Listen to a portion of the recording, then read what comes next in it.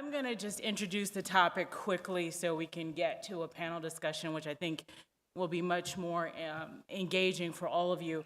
But I just wanted to open up this conversation to discuss the events of last year, 2014, and the protests that happened across the country in response to what was seen as abuse of police power.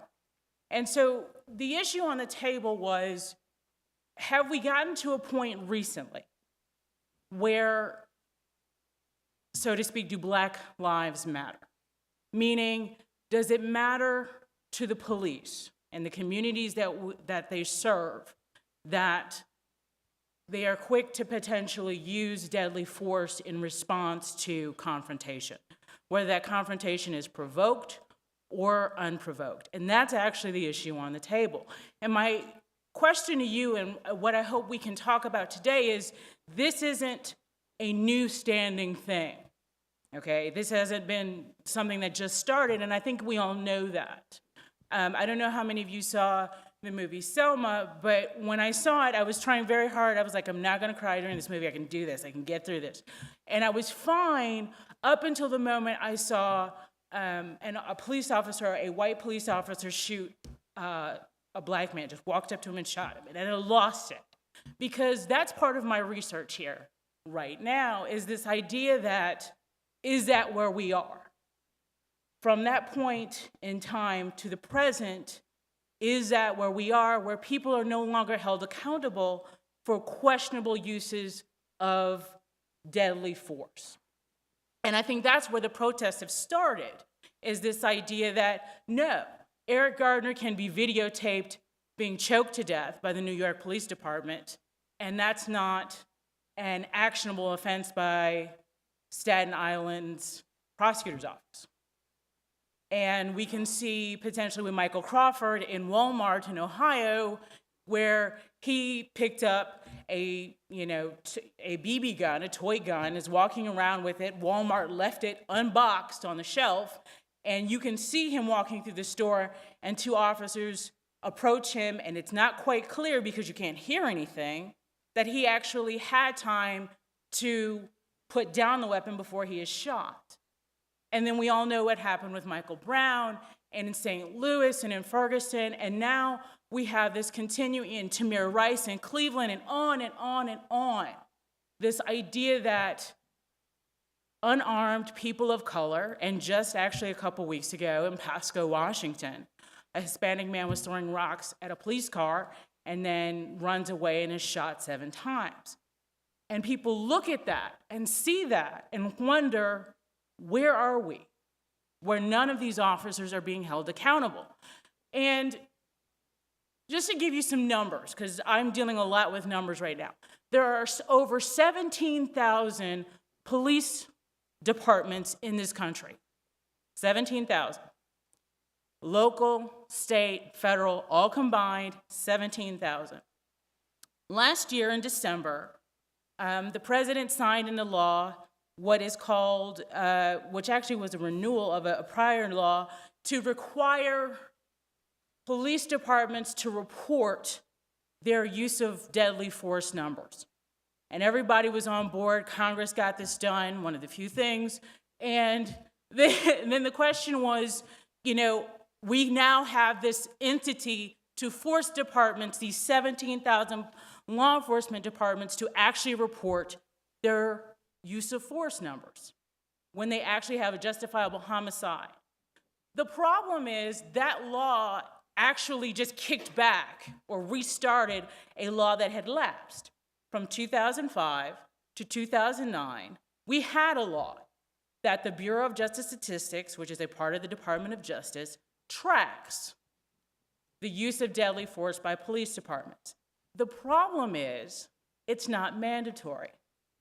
So, just to give you an idea of what the problem is and what we're looking at, of those 17,000 police departments, on average, by the Department of Justice numbers, only about 700 report their numbers of how many people they kill in the line of duty, okay? And now, on average, In any given year, from 2005 to 2009, that number was 400, give or take. That means across the country, that's the number they put out to explain this is a rare incident when you think about the number of departments we have and the situation. The problem is that number is deceptively wrong, okay? Because people now are actually tracking that information and realizing the number is closer to 1,000 every year. 1,000 people compared to 400.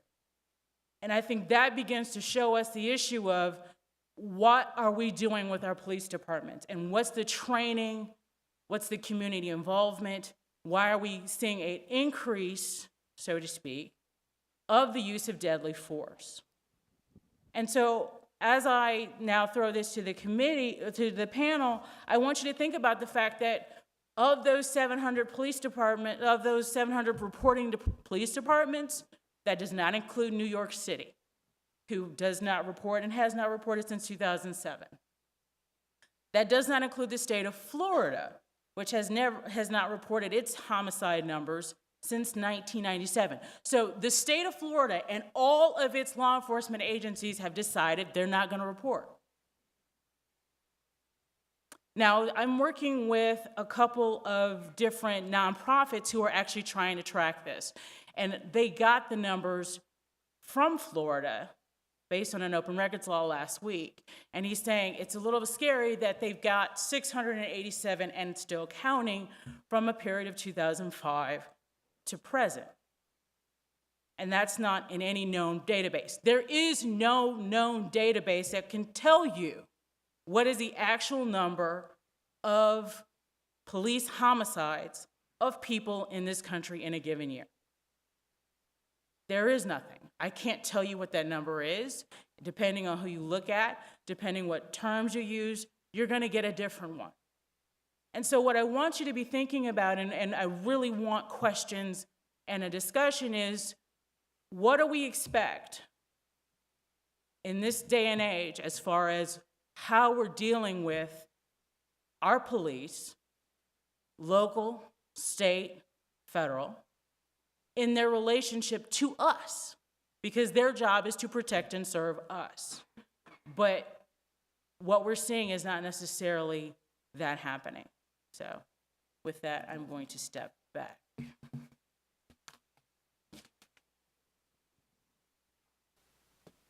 I'd like to introduce the moderator for this panel. It's Dr. Calvin White.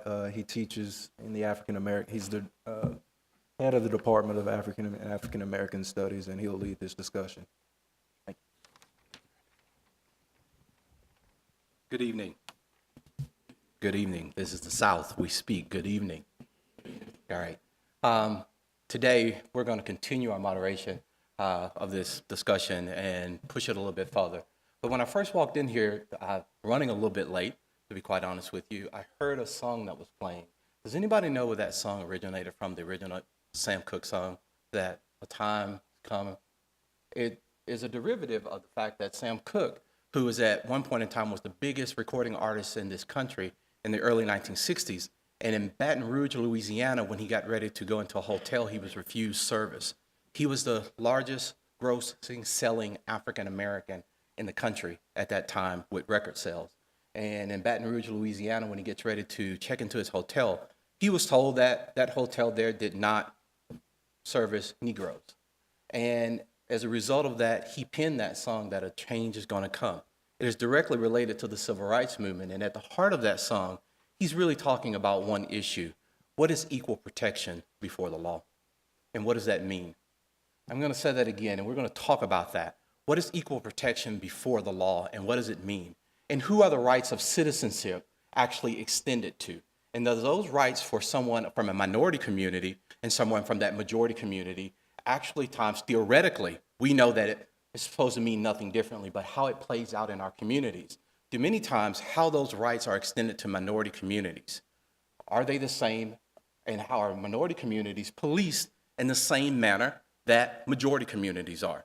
As Professor Mercy just got through talking about, I think in this past year, we've seen a lot of different episodes where many of us have come to the conclusion that minority communities are not being policed or in the same manner. as majority communities. Whether it was Eric Garner in New York, I think most of us and many of us rational people would understand that America's outrage for a gentleman who at very best, the crime that he was committing was a petty misdemeanor at best, that most of the time that you could be ticketed and he could go on about his business.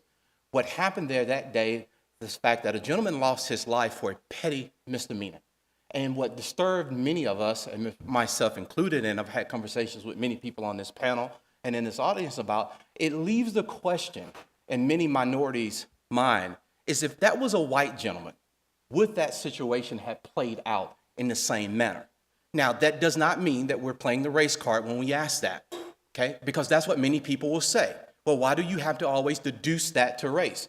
But the reality of it is, it leads people to question that should a man by New York Police Department have lost his life that day simply for selling loose cigarettes, which is a petty misdemeanor? And where does the responsibility from the police department lie? And what does equal protection before the law mean?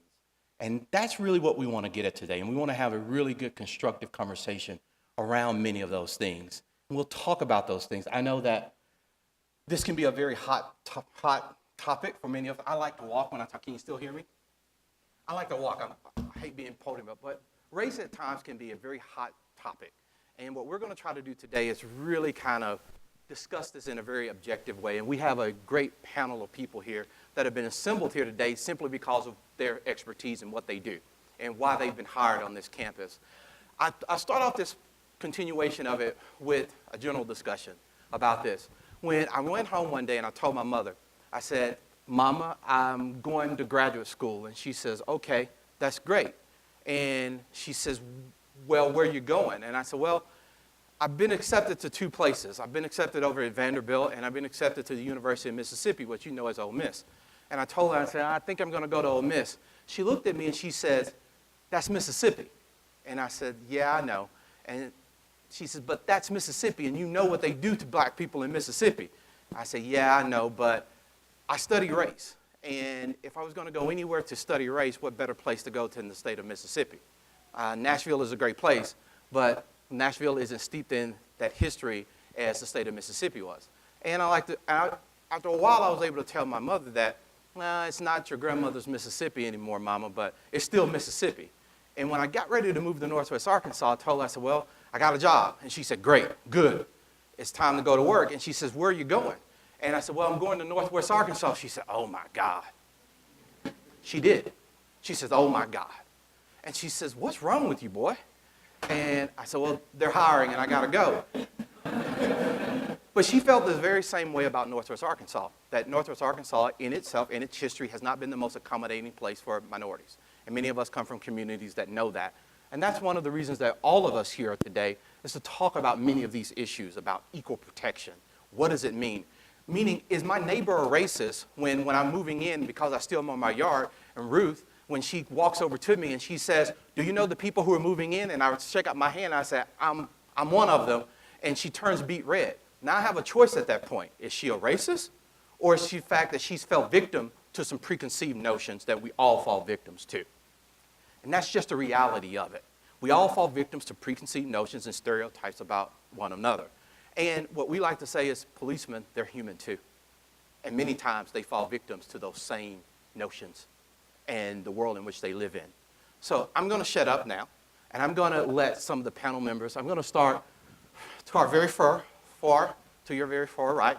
And this program, Dr. Dow really kind of was instrumental in putting this program together. But the chief and I, we get our hair cut at the same place. And one day we had a vigorous debate about this in the barbershop one day because I didn't know and I don't understand his world. But I was really bothered by some of the things that happened. And what better place is to confront a police chief in the barbershop about some of these issues? And he enlightened me a lot about them. So I'm going to let them introduce themselves, and then we're going to continue our conversation for about 20 minutes or 25 minutes. Then we're going to open it up and let you join in this conversation as well. So I'm going to be quiet, and go ahead, Chief. All right, I'm Steve Gahagans, and I'm currently the chief of the University of Arkansas Police Department. I've been here for about 12 years. I've been chief for about 7 years, and I was assistant chief for 5 years before that. But before I came to Arkansas, like Dr. White was mentioning, when I was given the opportunity to come to Arkansas from Oklahoma, I was approached by my cousins and so forth. What in the hell you think you're doing? That's Arkansas. I said, what do you mean? They said, they don't like us over there, and you're going to have a lot of trouble, and you're not going to be successful. Well, like him, I found an opportunity. I wanted a job, so I thought I'll take the chance and come over here and serve with the University of Arkansas. But before that, in Tulsa, Oklahoma, I was chief at Oklahoma State University at Tulsa, and before that, I was at Oklahoma State University in Stillwater, Oklahoma. That's where I got both of my degrees. That's where I got a wake-up call to primarily the white culture, because I grew up in a predominantly black environment, black schools, black neighborhoods. And so as I grew up and left the inner city of Oklahoma City and went to Oklahoma State University, I had some interesting challenges and didn't understand that other world per se to a large degree, but I had some exposures because I had jobs where I worked with a diverse group of individuals. So from there, I progressed in this field of law enforcement, and this is a heavy topic because I can see both sides of the fence of growing up in a neighborhood where I didn't particularly like police because of primarily what was being told to me and the images that I used to see on television. But somehow I ended up in this profession, and I was able to see another side of the fence. And I'm not going to sit here and excuse a lot of the actions of rogue police officers because I don't like them as much as you don't like them. But I have been open to see some of the reasons why they think the way they think and why they may respond to certain situations when they're confronted with a potentially deadly situation. So that's kind of my story, and I guess I'll pass it on to you. I've already talked. Let's see. We're going to share, I guess. Hi, I'm Dr. Lisa Corrigan. I'm an associate professor in communication. I'm the director of the Gender Studies program, and I write about the relationship between the Black Power movement in the U.S. and the Cuban Revolution. My first book is called Prison Power, and I write about the history of the police and prisons in the U.S., so I'm totally interested in talking about how equal protection is a white liberal fantasy that doesn't actually exist and never has. Hi, I'm Pearl Dow. I'm an associate professor of political science. I am currently working and researching African American women political behavior, particularly looking at the dynamic that African American women are the most politically engaged as far as voter participation, as well as their ability to be elected on local and statewide levels, but they are cut out of the Democratic Party pipeline. So that's my current research. Hi, I'm Brian Galini. I'm a professor here in the law school. I'm also the Associate Dean for Faculty and Research Development. I've been here since 2008, and my focus is in criminal law and criminal procedure, and in particular, my line of scholarship focuses on the role of police discretion. Thank you. I'm going to get right back into this. There's no need to beat around the bush. We're all here, and let's get into our conversation. I'm going to go right back to Dr. Corrigan because she said it. You heard it. She said that it has always been a white liberal Fantasy. So what do you mean, and explain that a little bit, Dr. Corrigan? I mean, I think that all the founding documents of the culture are fairly explicitly exclusionary about most of the folks who are represented in the room right now. I write about the history of the prison after Reconstruction. So after the Civil War ended and the Northern Army retreated, the black codes were passed in all of the southern states. And the one that I'm particularly interested in are the series of statutes that were loitering statutes. And they basically said that if you were not in a labor contract, you could be jailed for 60 days to life. And those statutes were used to build the Southern Penitentiary. And so if you were not sharecropping on a plantation, you could be jailed for 60 days to life. And that particular shift in the landscape of the South built Southern prisons and increased the way that communities of color, especially in the South, were patrolled. They were controlled by conservative white appointees, and it created a landscape, a racial landscape, where segregation was monitored by white police. In fact, it wasn't really until the middle of the 1970s that state police forces were integrated, or not integrated, but desegregated, and and even then just barely. I also write about the way in which state police forces have always been a traditional recruiting ground for white supremacist organizations, whether that's the Klan or White Citizens Council. In fact, in New Jersey, for example, the state police officers' uniforms are modeled after SS Nazi uniforms, and the police there are still the #1 source of money and support for Klan activity and White Citizens Council activity. So I say that all to suggest that equal protection is something that white people talk about for themselves, but they've always been reluctant to extend to folks of color, Native Americans, immigrants, black folks, women. I'm gonna further that by kind of giving a section of this and let anybody who wants to jump in.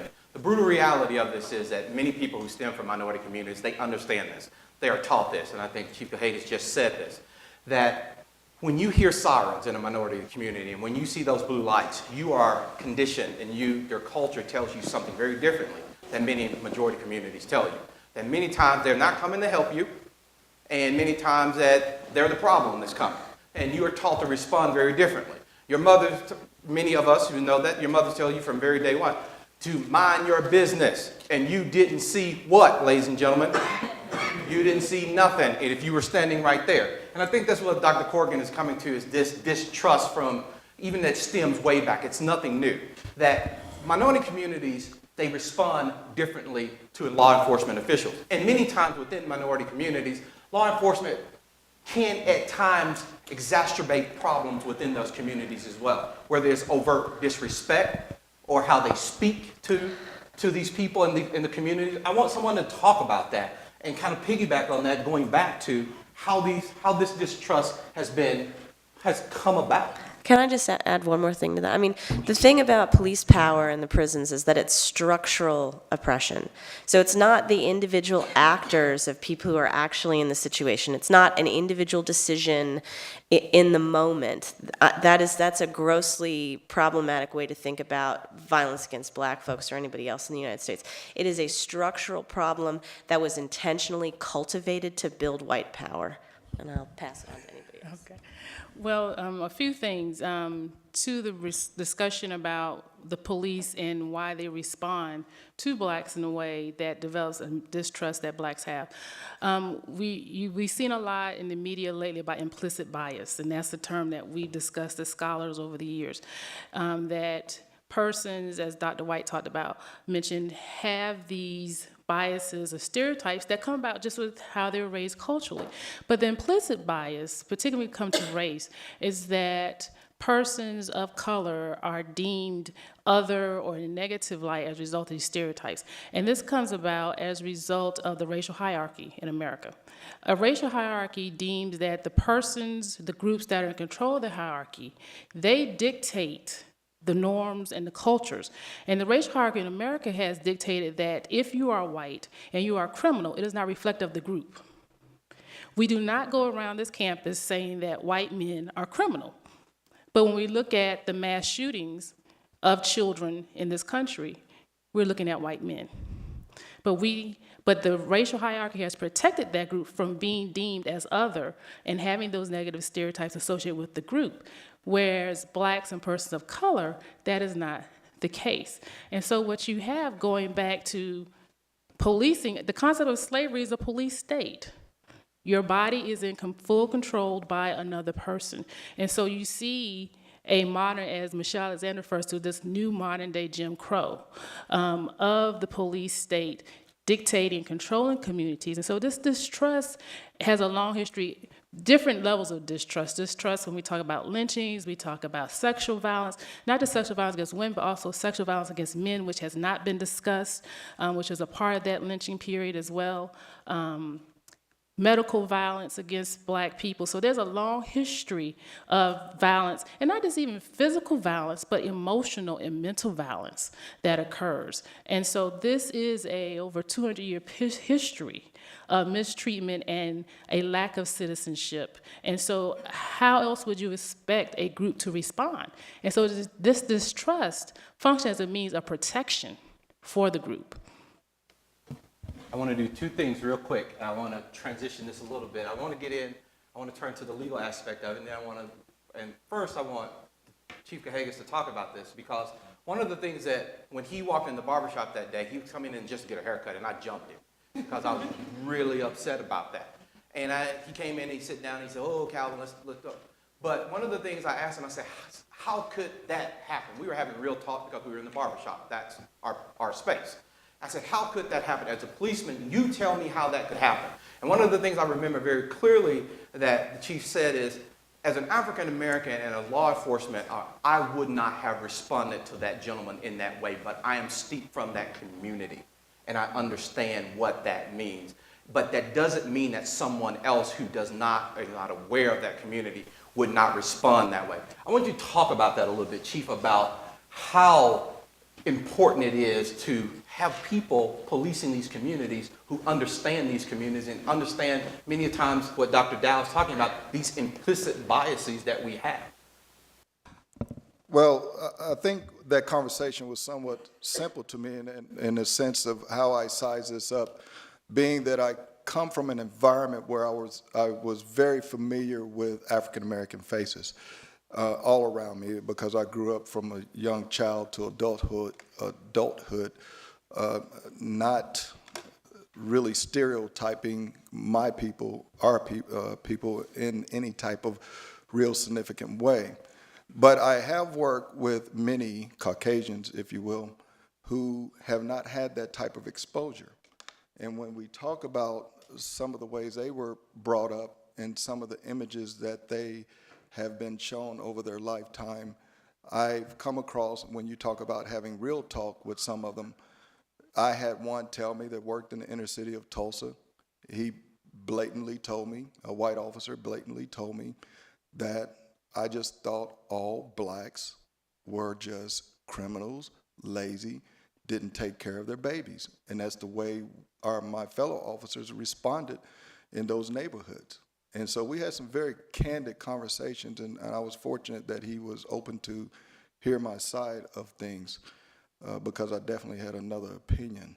But as we were discussing these sort of things, and when you talk about how I might size you up as dealing with you in a potential dangerous situation, some of us will see your behaviors. It's not about the color. It's what actions are you doing that causes me as a police to maybe rise to the level of using lethal force. But I do think the stereotypes are ingrained in some of us in this field, that there is a perception sometimes that because you do act a certain way, dress a certain way, do a certain thing, they may see you as a potential threat that's greater than what I would see. And unfortunately, sometimes that centers around the color of your skin. And that's why I think many law enforcement agencies across the nation, you will hear it over and over again, what are we going to do to increase our diversity? And by increasing our diversity and people that are running these agencies that will be people of color as well as women, then that's when we will start to see some of the culture change in some of these police departments. And I think that's vitally important. Let's look at the disparities now. I want the two lawyers and the two law professors to jump in. Let's look at some of the disparities within the legal code. We know that we have this thing that our justice is blind. And I always tell my students, theoretically, there are a lot of things theoretically, but when we live in the real world is something totally different. So now let's talk about how reality of it, theoretically, let's put that to the side, how once you get as a minority into that legal system, how it plays out traditionally, what numbers have told us, how it plays out for people from minority community, and how it plays out for people from the majority community, typically. I'm not sure if it's directly responsive, but I guess I have two thoughts. The first is the role of discretion generally. You know, I think that from the police standpoint, nowhere in the workforce do you go lower down on the totem pole yet find more discretion. So conceivably, we churn out police officers who are recent graduates of the academy, and they have the arrest power, they have the stop power, and all of the other things that can detain and restrain our liberty. The Supreme Court over the last several decades has increasingly eroded our individual, specifically Fourth Amendment, our individual rights, and has bestowed upon the police an increasing amount of discretion, which as a result, allows for a distinction between, thematically, what we've been talking about. It's either race-based policing or it's crime-based policing, depending on who you ask. The second point I'd toss out there, and Professor Murphy mentioned this a moment ago, and it's the role of training. We brought up the Eric Garner situation earlier, and there's a force paradigm out there. And the force paradigm is supposed to provide specific training examples for how to interact with citizens who become unruly. And the officer in that instance did not follow the force paradigm and escalated immediately to deadly force without several intervening steps. So if the training is out there, and New York, not unlike a lot of jurisdictions, adopts a very precise force paradigm, if the training's out there and the paradigm's out there and everyone has agreed to follow it, the question becomes, why wasn't it followed in this case? And should that be a basis to restrain discretion? In following up on that, I would also go a little bit further as far as what we're seeing as far as when you have or perceived like an Eric Garner situation, when you actually can watch it and see it all the way through with sound and video. And then the question is, everybody's waiting for the grand jury. And in New York City, everything goes to the grand jury. What a lot of people don't understand, and I was getting a lot of this from my friends who are not lawyers, and just from the comments in general, is how can you not indict? Well, it's actually very interesting, that question, because an indictment means that you go to the grand jury, which means a prosecutor alone presents his or her case to a jury. And each state is different. And the thing that most people don't understand is it's not like what you see on TV, okay? This is not a courtroom where you have both sides, a defense and a prosecutor, and everybody's bringing their witnesses. No, a grand jury, number one, usually is secret. It's held in secret. The prosecutor is the only attorney usually in the room, and they get to decide what evidence to present, what charges go forward, and there's no one there to cross-examine or challenge the assertions of people. And so what I would say to that is a lot of times what drives whether or not a person is indicted, meaning whether or not a person faces charges for their conduct.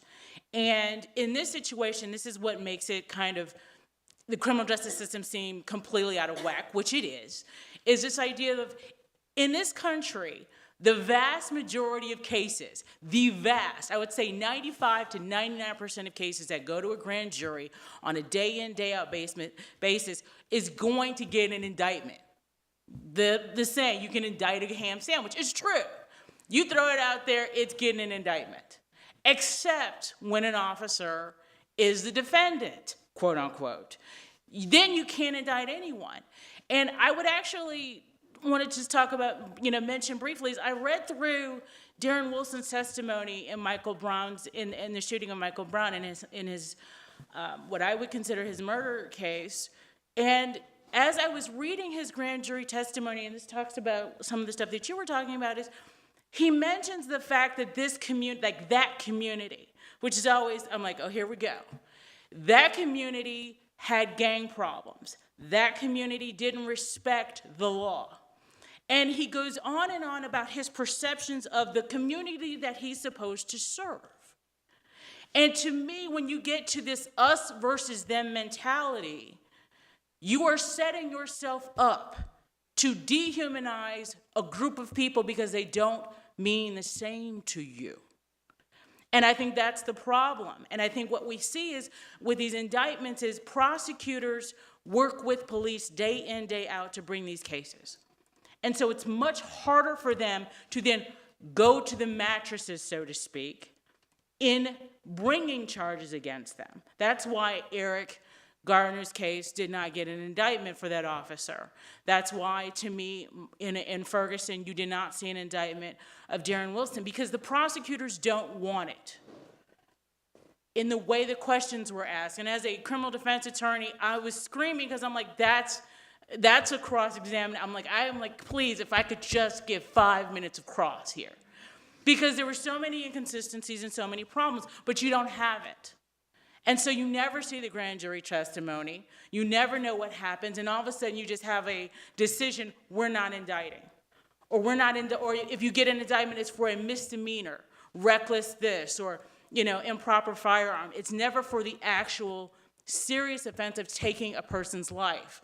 That if the tables were turned and if I was the defendant, I would be facing first-degree homicide. And I think that, to me, is the bottom line distrust we have, and the erosion I see of the criminal justice system is our prosecutors are not necessarily towing the line with people who have abused power in any way, shape, or form. Well, on that, just to toss this, you and I have talked about this before, but what about the actual decision to indict? I feel like you're leaving a big piece out versus direct file. Well, yes. Yes. I feel like you got to tell them the rest of that story. Just tell the other side of it. Okay, in St. Louis, the vast majority of cases in St. Louis County are direct file, meaning most of the time you don't go to the grand jury. Federal system goes to grand jury, New York State goes to the grand jury. However, in most local places, here in Arkansas, Washington County, in St. Louis, it's direct file, meaning a prosecutor just issues out what's called an information. These are your charges. Boom. We have a preliminary hearing. Everybody, the defense is there with their client. They can cross-examine. We present witnesses and evidence. The prosecution has to show by a probable cause you should be bound over for trial. But it's an adversarial process. But that doesn't happen often in police shooting cases. They take them to a grand jury that's private, so no one gets to see what happens. And that, to me, is abuse of power of the criminal justice system. I want to see what's going on. And you shouldn't deviate, St. Louis, when you're 99% of the time, you don't take cases to the grand jury. You direct file. If I'm arrested for anything, I'm getting a direct file, meaning I get an information, I am arrested, I get my attorney, we go to court for a preliminary hearing where everybody gets to challenge the case to determine whether probable cause exists, except in these cases. In Eric Gardner's case, in Michael Brown's case, in Michael Crawford's case in Ohio, you had a special prosecutor called in for a grand jury. And that's what you tend to see. Everything's behind closed doors, and you never know what actually happens. And I think that in and of itself, to me personally, is the biggest problem in the criminal justice system. The prosecutors have lost it. I would also say that in the same way that Chief was talking about stereotypes about people of color, we also have a lot of stereotypes about cops. So in the case of the justice system, the narratives, especially about police brutality, are that all the cops are good cops, and maybe there's a bad egg here or there, but none of them acknowledge that there's systematic pressure and a system of rewards where those cops who shoot or use lethal force against unarmed citizens are going to be rewarded for that. They're not going to be punished for it. And those narratives get calcified, and they become permanent, and they become part of the way that we view the police in the culture, and then allow them to continue to get off the hook for using lethal force. If I can make a comment, and hopefully I don't spice this up, from a perspective of the police, because I read the police blogs when we have these types of shootings, and I read nearly every one of them. And as we sit here, and just speaking about the Michael Brown case where we say, well, the police murdered him and that sort of thing, I would say probably 95% of the police, and there's some people of color that will put their postings on this blog, believe that was a justified shooting because of the way we've been trained and what's on the table and that sort of thing. And that doesn't quite match up with what society sees. So I see a divide, I see the gap, and I'm not sure what the exact answer is. How do we bridge that better on how can we have the community better understand why we may use lethal force and what we're confronted with. They did a exercise, I'll call it that, with a Black Panther member. And I don't know if any of you have seen that video, but when they put him through a series of shoot, don't shoot scenarios, he came out of that. I don't think he totally turned to saying, I totally understand and agree with what police do, but he did mention and say, well, I have a better understanding now. I see what you're confronted with. I see what you might be going through. And so because of that exercise, he had a better appreciation, maybe not still totally agreeing with the police in a sense, and maybe still has some very serious criticisms of the police, but he did come out of that with a better understanding of the stressors and the pressure that we're under when we're trying to decide whether to shoot or not shoot.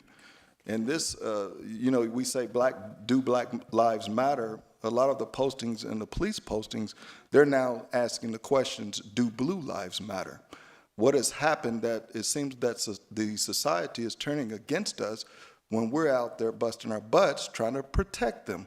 And that's in minorities, communities, and otherwise. And then I read the blogs about, okay, well that's fine. We know about some of the African Americans that have been killed at the hands of police. Well, where's the outcry when you have 2 or 3 white males that were killed by the police that were unarmed? And there are several cases out there. I think maybe 2 to 3 in just year 2014. White officers responded to a young man watering his grass, a white male. He was shot and killed, and they asked the cops, why did you shoot him? They said, well, we thought the nozzle appeared to be a handgun. And he died. I think the case in Utah, African-American officer shot a white male. And I think he was cleared on that shooting based on the fact he was able to articulate he feared for his life based upon the actions of that particular suspect. So there are differences of opinion, and I think those differences of opinion are very wide, and it's going to take continual interaction between the police and community so we have better understanding. Because I can take each and every one of you, put you on a scenario-based system, and put you through all kind of things. And what you will find is that African-American males in this room will shoot some unarmed individuals. White males in this room, as well as the females, both races, or any other race, you come in and go through those scenarios, you will shoot, under these scenarios, some individuals that were unarmed because of the pressures and what you think you observe. And it's not race that you're seeing necessarily, but it's the behaviors and the actions that if you don't take that shot, then you are in great fear of losing your life. And in many cases, when they hesitate and don't take the shot, they do lose their lives under these types of training. I've done hundreds and hundreds and hundreds of training scenarios, and I have seen it over and over again where it's not so much, I've come to the conclusion in these cases, about race necessarily from my experience, but it really does base itself on the actions, because even the African-American males would shoot other African-Americans in some of these scenarios, later to find out that we would, as instructors, would say, we don't think that was quite the appropriate shot to take, but yet they give their version of it. So I just wanted to throw that out. Well, I think. Dr. Dow is chomping. Go ahead. Well, I had a question before he kept going, but I think the issue is there's just a disproportionate number of black people that are killed. That's just the bottom line. And we're also talking about black children that are not viewed as children. Mm-hmm. Okay, and so to say that there's not an outrage, I think there's an outrage when anyone is killed unjustifiably. But what we're talking about is this disproportionate historical activity that is occurring. And the question is, when will it stop? But I think the question I have for you is, and kind of to your point about the force training, at what point does a police officer distinguish or make the decision that I need to go for my gun? There's not another mechanism that I have to de-escalate a situation. And I had this conversation with my husband a few weeks ago, and about 20 years ago, cops were kind of big guys and big women, and they had the appearance that they could handle a situation. I see some cops now that I know all they have is the gun. They couldn't probably stop, physically. So, it seems like there's been some changes in police recruitment as well as training. So at what point does a police officer decide that a person who is peddling cheap cigarettes should be attacked by multiple people? At what point do you get to that decision-making process? Before you answer that, Chief, and we got a couple of questions from the audience that we're going to start getting to, we're going to transition. But I was presented with a list of questions that really wanted to get answered, and piggyback on what Dr. Dow just said before. I'm going to stir the pot here a little bit. We're having some good conversation, and we don't all have to leave out of here agreeing, but we're going to all leave out of here as friends when we do. At what point, with the list of questions that was given to me, do citizens, we as the citizenry, have the responsibility to de-escalate, even if you are being disrespected, even if this policeman is clearly going too far? I was submitted a list of questions that asked, and this is the thing, when do you take in your hands de-escalating this thing yourself because you want to go on about your business? Or, I mean, what is that? Because I was told they asked that question. My brother's been a policeman for 30 years, and some of you here know this. He's been a policeman for 30 years, and he's always taught me, he's always taught his sons, that when we light up the back of your windshield, the power dynamic has shifted, and there is nothing you're going to do that you're in a, excuse my language, what he says, you're in a pissing match that you're just not going to win. So where does that back and forth, I was told to ask it, so it's out there. I'm stirring the pot, so be mad at me when you leave. Don't be mad at the participant. Well, let me take my chief hat off for a minute, because I have two African-American sons, the complexion of Professor Murphy here. So what have I, as a dad, told my two boys when they're confronted by the police? Just to give you an example, my youngest boy says, "Dad, I want to go in the backyard and play with an airsoft gun, and I want to shoot things in the backyard." I said, "Absolutely not." He said, "Well, why not?" I said, "Well, I don't want a situation where the police is chasing someone of your color round the corner, and that shiny object is in your hand. You're innocent, but they round the corner, tell you to drop the gun. You freeze because you're in a temporary panic, and then I don't have my son anymore." So I would coach him in that regard. The other thing that I've told both my sons, I said, "Listen, you're exactly right. Trying to fight the police on the street, you're probably not going to win, and you're not going to come out ahead." So what I've taught them and tried to get into their minds, that even if they're right, this is what I want them to do. Number one, always show courtesy. The other thing I want them to do is always cooperate. Thirdly, be compliant. That's all you do, and I call it the 3 C's. And many law enforcement leaders across the nation preach this message as well. Follow the 3 C's. There's another way that we can tackle police brutality or mistreatment of others. But for the most part, if you do that, in my personal belief, I think you greatly minimize a situation where you might be seriously injured or killed, is simply by doing that. Now, with the Michael Brown case, most police officers thought that's a justified shooting. But when we talked about the Eric Garner case, not so much. There were many in the law enforcement profession that had issues kind of with that. But let me throw this out there, and what I've heard reading the information regarding that, and I'm speaking about Eric Garner. Those situations where the officer did not think at all that he was going to end up killing Mr. Gardner. It's a technique that we once was taught, how to do a neck restraint. And we don't teach that anymore because of the type of situation that occurred with Mr. Gardner. So in his mind, the police officer's mind, he was simply trying to make an arrest. Eric Garner kind of flipped back his hands a little bit and made some comments, and the officers made the decision, "We're about to take you into custody." And it didn't go well because he tried to use a technique that we no longer use, and I'm not sure why he even attempted to use it. And I think it could have been even against departmental policy when he used it, but I'm not sure of that. But it didn't go well. Now, when we talk about when he falls to the ground and he's saying, "I can't breathe, I can't breathe," many of us in our profession, and at least the ones I've had these discussions with, why didn't the officers back off and give him space so that he could breathe? Because you had 3 to 4 officers there. And lastly, I'll say this before the others make comment. When I was going through training, we were always taught to be one up. So let's say, for instance, if it's one of you and you're a suspect, we needed 2 to 3 of us. If you brought a stick, we had our intermediate weapons. If you brought 2 people, we were taught to have 7 people. If you had 10 people, we would bring 20 to 30 people. And one comment was made that when you talk about going against the police, on the street, you're not going to really win that battle once the police makes its mind up that it's going to take control of a situation. It's those behind the scene things. That's why most departments have internal affairs divisions where you can file those complaints and things of that nature to get some of these things handled, as well as discussions like this.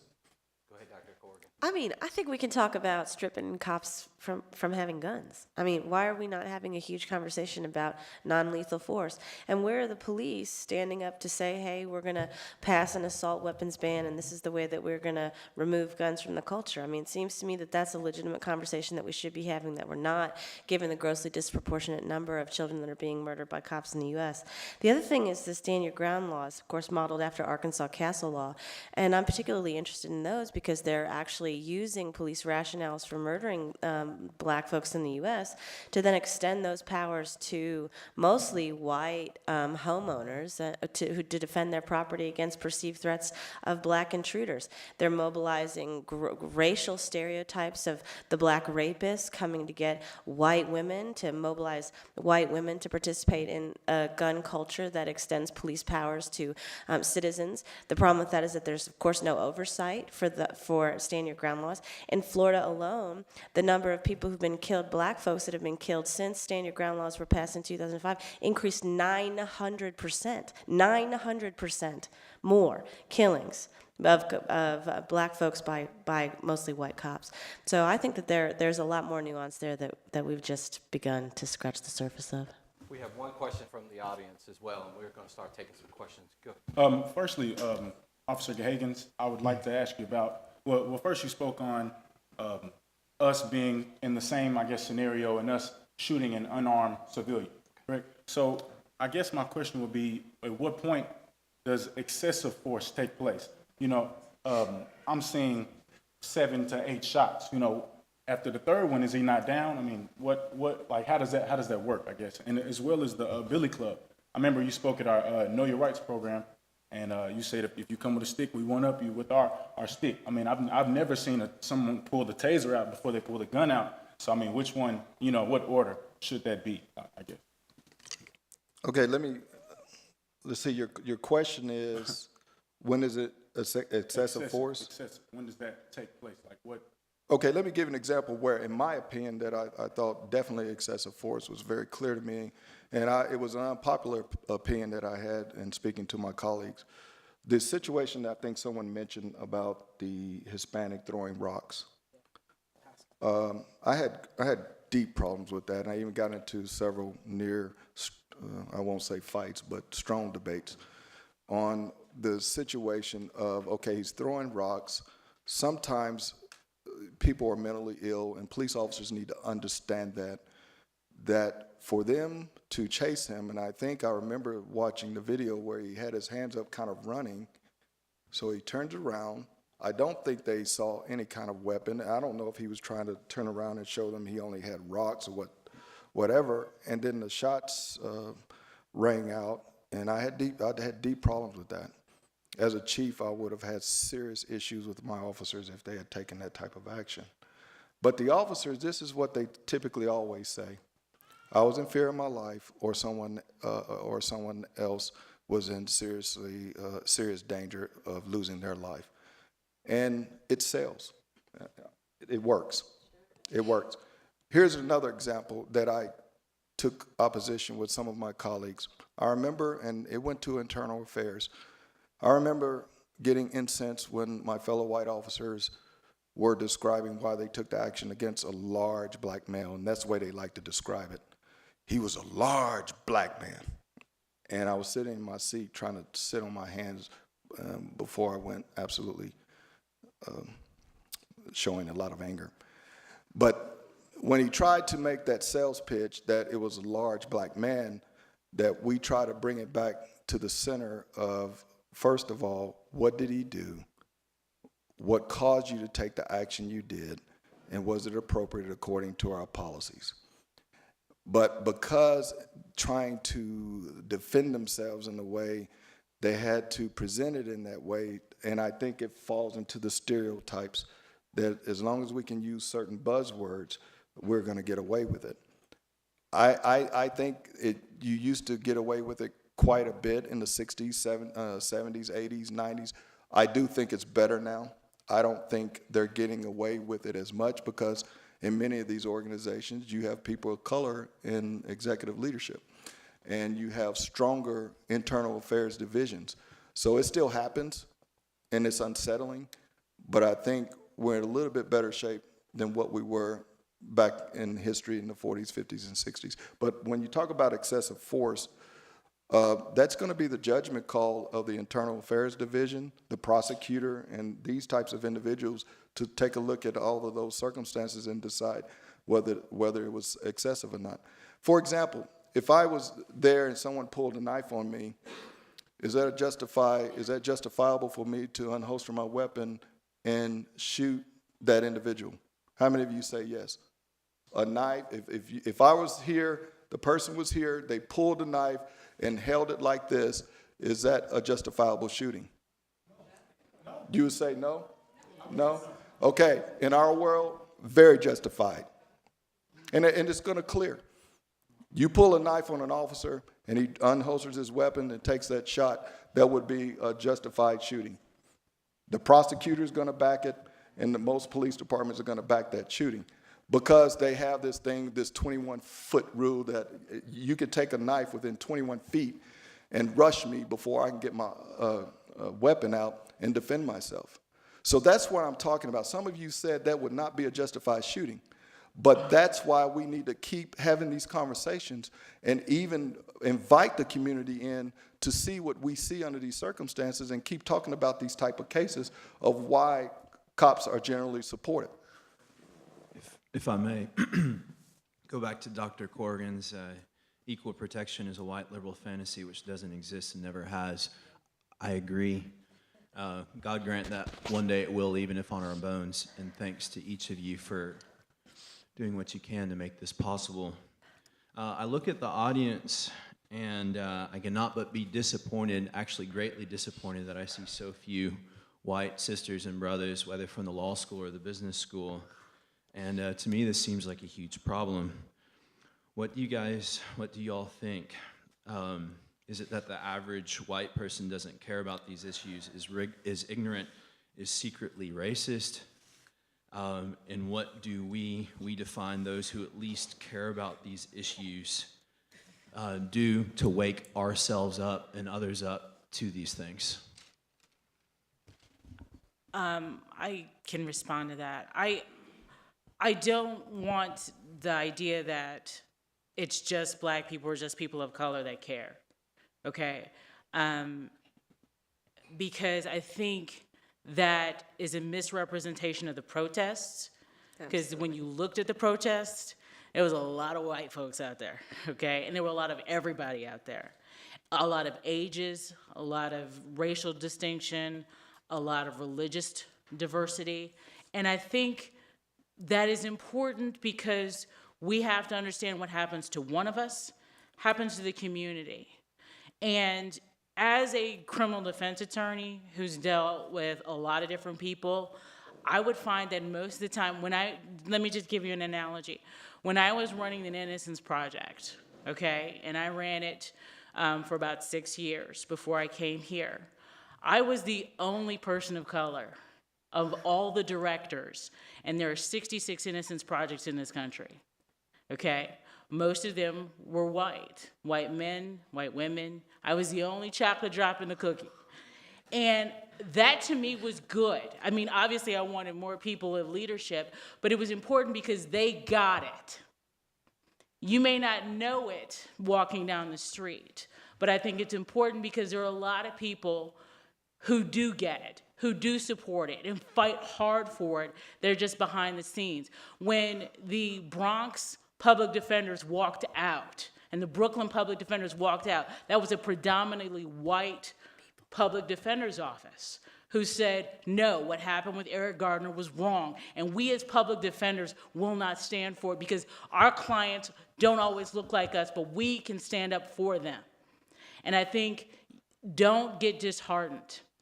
You've got more support, and I think it is a diverse group, and it should remain so, and it will be so, because that's the way you affect change, by having the dialogue. So I think that it is a wider community. Hi, my question is specifically for you, Chief, and police. With all these cases, it seems that everyone is shoot to kill. When does the question of shoot to wound ever come into play? Because just like you said, you see someone with a knife looking to stab you, why not shoot his arm and disable him and arrest him? Why shoot to kill him and take his life when you can just lock him up in the jail system? Okay, in my 30 years, we're taught and trained to shoot center mass, and now we train to do headshots because people might wear a vest if we choose to use deadly force. We're not taught to shoot legs, arms, and things of that nature, and here's one of the reasons why. Because when we decide to use deadly force, if we decide that, that means we think you are a serious threat to my life or to the life of another. And by wounding you, you still have the capability to carry out your mission. Our mission is to stop you. And the surefire, and I won't say it like that, but the way we've been trained to stop you is to shoot center mass, to cease your actions. And that phrase, shoot to kill, many in the police profession do not like that phrase. They would say we will use deadly force to stop the action and neutralize the situation, something to that effect. But we're never taught to wound or shoot an arm or shoot a leg or anything like that. I have to admit, that was very shocking to absorb. And that's probably one of the reasons why conversations between policemen and community members are going to be very few. But to you, Chief, I'm sorry to bombard you with all these questions, but I did want to react to the statement you made about how you train your sons, your black sons, to handle themselves in a public environment so that they are not targeted by police. And I don't know if this is because I'm a woman, but the question that came in my mind is, what psychological impact does that have on black males, similar to the psychological impact that white dolls had on black females back in the 1950s, if you remember the doll test?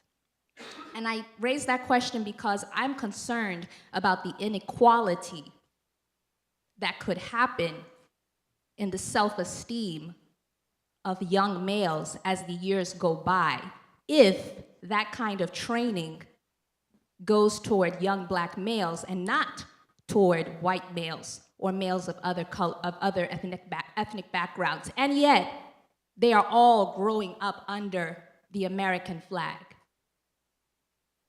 What do you think? My answer to that, I try not to get too heady with these situations and too intellectual with them. I'm like, boy, this is what you do to survive. And especially when you have these types of encounters. And, you know, on the side of what you're speaking about their self-esteem and things of that nature, I guess I really haven't thought about it from that perspective. Is basically, this is what I think I need you to do.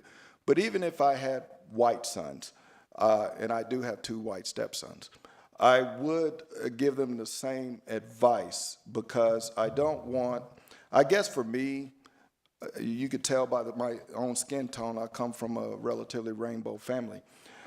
So to me, it's not so much about the color, it's about what I know about the police culture and what I know about how to keep you safe in dealing with the police. Because like I say, even though the numbers are not there comparatively to the number of African Americans that are killed, still there are whites that are shot and killed unjustifiably. And so even with them, I would say these are the things that I would recommend you do to be very careful when you're dealing with the police. And that's where I go back to the 3 C's. And it's important to note that you just mentioned that there are whites who are unjustifiably killed, but you didn't stress that those whites are not usually, if ever, young white males. And that's an important, specification to make, in my opinion. Right, there's not that many, but the 2 white males that were killed, I think in 2014, were young white males. 2. Yeah, I think I counted 2. 1 in Utah, I believe 1 in Alabama. And I think someone told me they were both killed by African-American officers. But we 2. need to check that. Yeah, only 2. And what is about, how many? Let me just jump in here because I actually have this, I'm doing the stats on this. The numbers, because they're a mess, the numbers that we do have is predominantly use of force. And I'm not judging whether or not what the cause is and what this individual circumstances. The vast majority of people who are shot in the line of duty by police officers are white. Okay, that number still holds. Now, are people of color in their proportion to the population still higher? Absolutely. But when you're looking at the raw numbers, the vast majority of people who are shot are white. Now, the ages is still getting broken down. We're still trying to run the numbers and figure out what this looks like, because depending on the question you ask, and I would just also like to say, the terminology that you use is going to affect the number you get. And the circumstances. Right. Are they in the line of duty? Are they just average citizens? And that's a part of the issue too, but I just wanted to throw that in there. I just wanted to jump in. There is a psychic harm to oppression. Absolutely. And we see that it manifests itself in communication, relationships, and even in the physical body. And when all of this was going on, Dr. White mentioned, that I've been working trying to get some of these programs together. I was depressed. I didn't realize it, but it is something psychologically sad to realize you really are disposable to society. And also I want to add that in these numbers of these deaths, that there are also a considerable number of women as well. Thank you so much. Before we transition into our next phase, we really want to get everyone who's in our question answered. So we're going to go here. Let's answer a question and we have another phase. We want to hear. This question is to Professor Galini. Setting aside the historical accuracy of the systematic patrolling of minority communities to police minorities for prison population increases. It's a big thing to set aside, but My question is, when police officers who actually work today in dangerous neighborhoods, when they actually encounter a group who they know to be of a certain nature or dangerous, what level of, getting to your expertise, discretion should that officer have opposed to one who's responding to a situation where there may not be a true threat, such as in the Eric Gardner case? So I guess inherent in your question, you're inferring that the group equals a threat alongside what neighborhood they're in. Yes. So I'd like to know more about the neighborhood. I'd like to know more about the character of the group. But I think before I even know those two things, I'd love to know what the backup policies are on that force, because I'd be hard pressed to suggest that an officer go in under those circumstances. I think there was you asked a thematic question earlier about escalation and de-escalation. To me, if an officer goes into a group in that scenario, that's going to be an automatic escalation that I'm not sure is completely necessary. So observation might be the appropriate law enforcement technique. Okay, and I'll be short with this. No, press me, that's fine. In such a situation, when the officer does go in because maybe you think there's an emergency situation, does that give the officer more discretionary or more of a discretionary limit to what he could or should, or what she could or should do? Well, I think the word emergency, you just place boundaries on it by using that word, right? Then the officer's not acting in the crime investigative capacity, but rather, ideally for all of us, is acting in safeguarding whatever that community is. So all of a sudden the group takes on a very different character. And I would hope that the emergency actually provides those boundaries. Thank you. Thank you. I have one short question for the law professors. Professor Delaney, you mentioned that there has been an erosion of our Fourth Amendment rights over the past few decades, and Professor Murphy, you mentioned the example of St. Louis, the city of St. Louis, and the lack of transparency in their police reporting or in their police academy or in their police departments. And so my question is, has legislation been brought forth on the state or national level to require a standard report of police use of force or homicides? Would you go first? There was an act, I started out with this, yes and no. What you're actually saying is there mandatory reporting? The answer is no. No. Because what you mean by standardized is, does every of the 17,000 police departments in this country, is there a standard? If this is what happens, this is the number you give. No. Because tell me the difference between justifiable homicide, use of force, use of deadly force, excessive force, deadly use of excessive, and depending on which question you get, that's going to determine the number you get. And that's the problem. There's no law that says a department has to give up their numbers. And the problem is, as the chief mentions, is the fact of internally, if they don't think it's a problem, they don't count it. So specifically, you know, there's a situation where Michael Crawford's homicide would not be counted by that department. Michael Brown would not be reported in. Tamir Rice, Eric Gardner, these are things internally by that department. If they are believed to be appropriate use of force, that may not ever get reported. And I'll just say, I totally would love to see police departments start reporting all of this. Everything on the table, transparency. And if I have any opportunity to influence that in any way, I think police departments ought to report these types of situations so that we have better data to work with. What I have to say is for you, Chief. Earlier you stated that you did a lot of research on a lot of the cases in 2014, right? More specifically the Eric Garner one. And I remember when you were talking about the justification for choking Eric Garner until he died. Would you be able to give me a step-by-step justification on why, in that situation, after looking at the footage, why they still decided to kill Eric Garner after he stated that he could not breathe and he was unarmed and he wasn't posing a threat? And I really would like to get a specific justification for that. I hope I didn't convey the message that I condone the action in that particular case where the officer used that type of force to get a hold of it, because I disagree with what the officers did. You had 4 or 5 officers surrounding this young man, and when I guess in the officer's mind, he somewhat resisted and he basically said, "Leave me alone," and that sort of thing. I would have liked to have seen the officers exercise more patience and more discussion and come to a conclusion that would not have resulted in what happened. So in no way, shape, or form would I say that that was a correct, appropriate use of force in that situation. But I want to just share with you, and you must keep in mind, the courts have kind of measured what was in the officer's mind and what surrounded the situation where the officer made the decision that the officer did. In society, we look at it and we can immediately say there was an inappropriate action.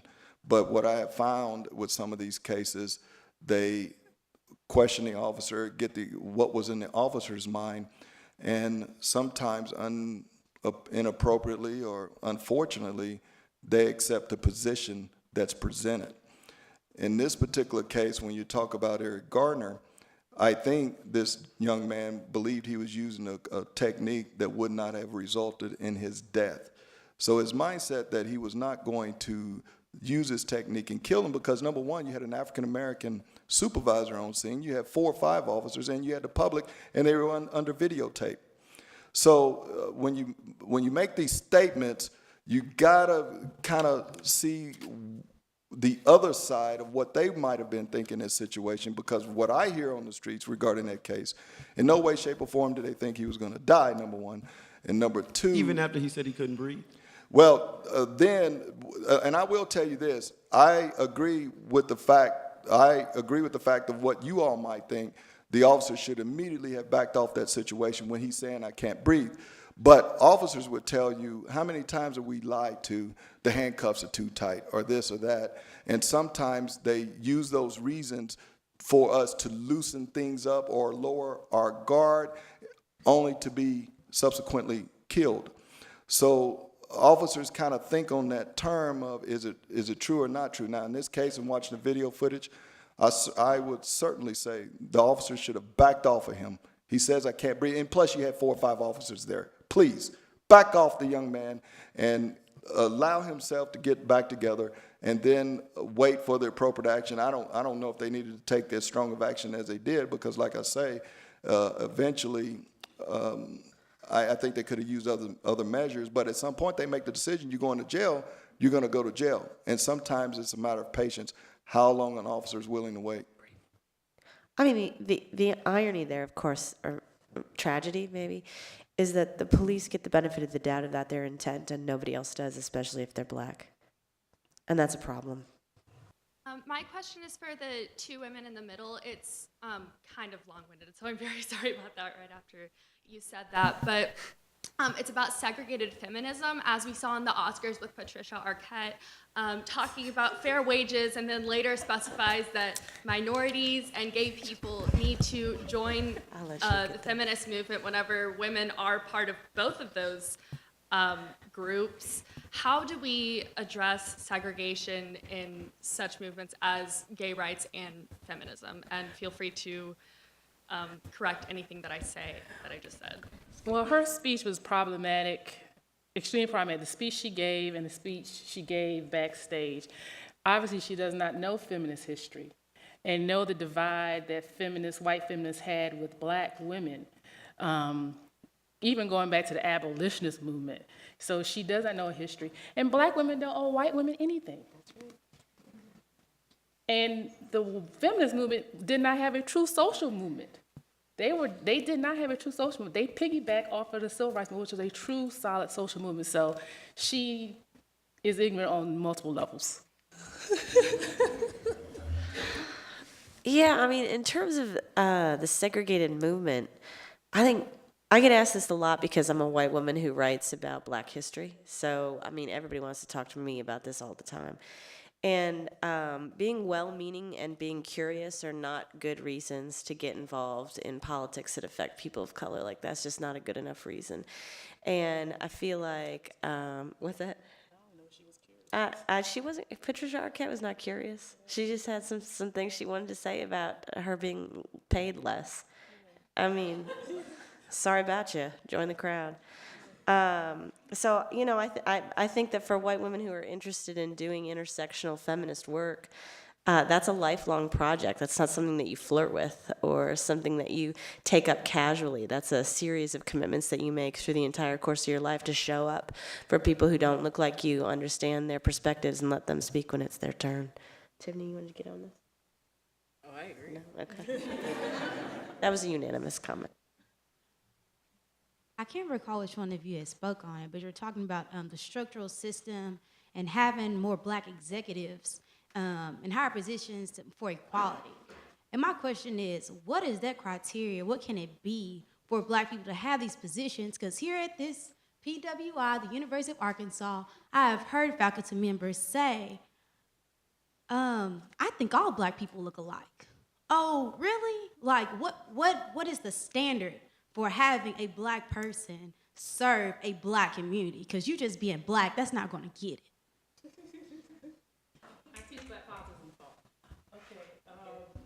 Well, as far as black political leadership and where it stands locally, I don't have time to kind of go over it, but where it is right now, particularly in communities such as Ferguson, what has happened is that there are structural factors that has hindered black participation. Particularly if we look at Ferguson, there are challenges with the fact that their elections are off cycle. So their local elections are not held during a presidential election or gubernatorial election, so elections that would bring out voters. They also have challenges with the fact that many persons, they are disengaged because of the practices of actually over-policing. In the sense that they have high rates of tickets, random things that normally would not cause people to have large amounts of finance. So there's multiple levels of things that have disenfranchised people in the sense that they can vote, but they are making a choice to not participate. As far as black political leadership, And the challenges, the cities are in a position right now where they are strapped financially, and that's a long history as well. But Black politicians locally, and all politicians locally, are facing challenges that makes it very difficult to address some of those structural factors that are happening within those communities. And I think that's the shortest way to kind of put it. But there are Black politicians that are doing great things in their communities to try to turn around many of the challenges, particularly address some of the policing issues. Okay, my question is concerning like teaching Black kids to act certain ways and more so like adapt to a white-based like legal system. Like why, not so much why are we teaching them to adapt, but why is like police, you spoke on police culture, why is that like set in stone? Like you said y'all changed recently the neck grabbing. You don't teach that anymore. So why is like shoot to kill still like in play and stuff? Why, like how, where do we go to change that? Like how do we get that changed? Like why is certain stuff like up for change but certain things aren't? Why, like we're 20-year-olds, 30-year-olds, and we weren't even aware of the 20-foot rule. Like that was a shock to us. So how do we incorporate that into our kids' like school systems and stuff? Like what can we do to change this? And anybody can answer. Well, I think what we're doing now is this sort of thing does change. I think New York City is evaluating everything that they do and how they use force. And this is going nationwide. The police departments are actually re-examining what are we doing and how can we do it better, because we do not like the divide from the community to the police. And so they are actually looking at things. And matter of fact, I got some information about how to use de-escalation types of techniques to a much, much greater degree. Several years ago in California, and this is no slight on the men, but they figured out that women were a lot more effective at dealing with violent situations because of their communication skills.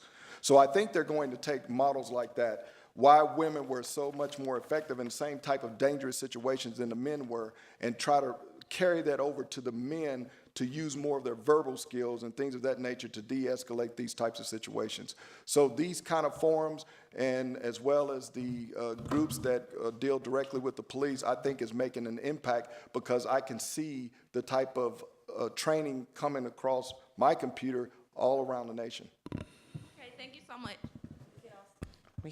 We could also end the war on drugs and mobilize against the militarization of local police. Our last question. Go ahead. All right, hi. Can y'all hear me? This question is actually for all of you. Due to the different prejudices and conditionings within police communities, can you truly believe that protect and serve applies to all walks of life? And if not, what do you think is a plausible solution to rectify that? No. All right. I'd like to see some civilian review boards. So I would like to see boards of civilian people that issue reports on an oversight for any use of excessive force. Answering that question, I also, I have to say no to. What I would actually like to see more of is accountability. I'm skeptical of review boards because I've seen some of them, and most of them end up not having any teeth. But what I want to see is some mandatory prosecution, because that's usually, to me, what is a dividing line. When people start getting indicted and charged and going to trial, that to me is what sends a signal. There was a case in Detroit, just to briefly talk about, where a little girl was shot in a SWAT raid in Detroit, and the prosecutor's office charged that officer in 3 different trials. They kept losing, but the prosecutor's office in Detroit, which is not necessarily a bastion of liberalism, kept going at it to send the signal, you will not use excessive force. And this was a step too far. And even though they never got charges to stick against that officer, I think it sent a signal to the community and the police department that when we see you step out of line, the Wayne County Prosecutor's Office is going to bring charges. And I think it went a long way to helping get things in line. One of the other things that most people don't understand and realize is the Department of Justice has a civil rights division that supervises and can come in and take over police departments.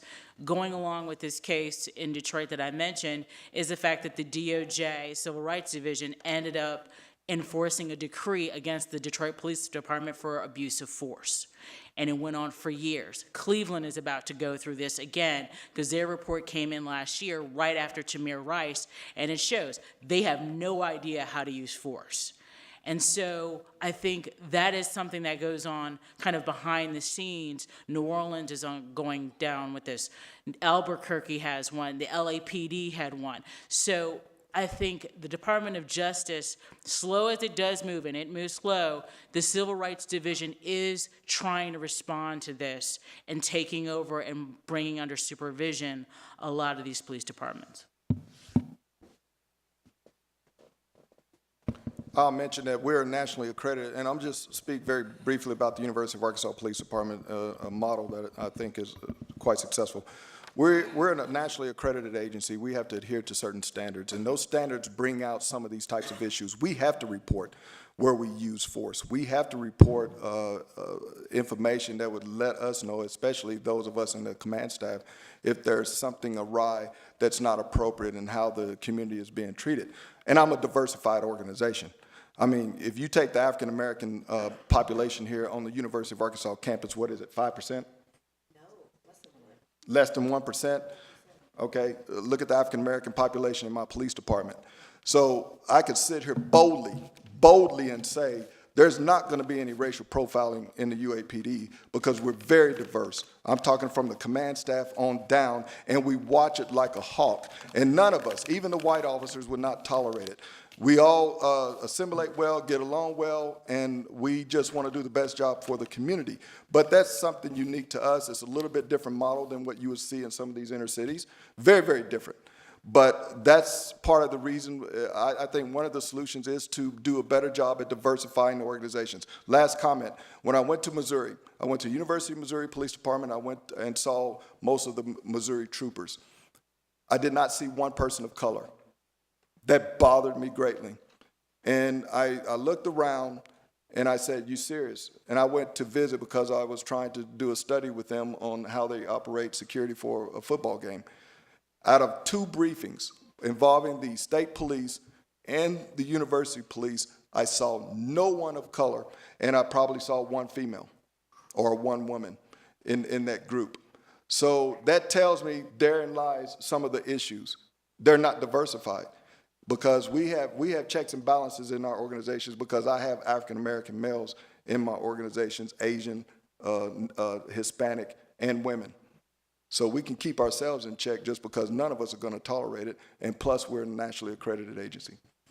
These are never easy topics to talk about, but it's what we do, and we try. And I know that we haven't pleased everybody in this room with some of our comments, but I beg with you and I plead with you, if you're passionate about some of these things. Dr. Corrigan teaches about this. Dr. Dow teaches about this. Take a class, become more, channel that energy into something more positive as well. It's not gonna go away. And it's the real world in which we live in. We do not live in a post-racial society. We do not. That is another one of those theoretical lies that we continue to want to propagate. We do not. Race is around us every single day. The problem is when we like to start talking about race as not a factor, that's when we really get ourselves in trouble. So I want you to give this panel a hearty round of applause, and we'll transition to our next section.